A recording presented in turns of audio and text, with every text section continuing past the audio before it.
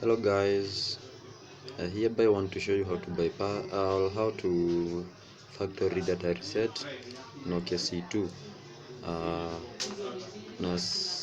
Nokia TA 1233.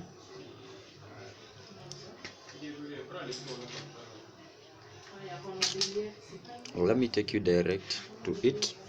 Just pick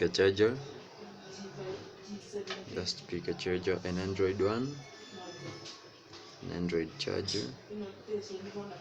The first and foremost is to hold the volume up button.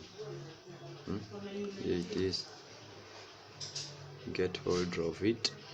You then insert your charger.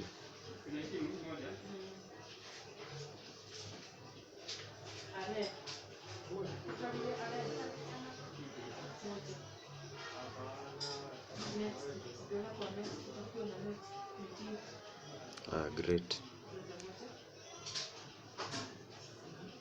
Now remove your charger. Then use the power volume up button.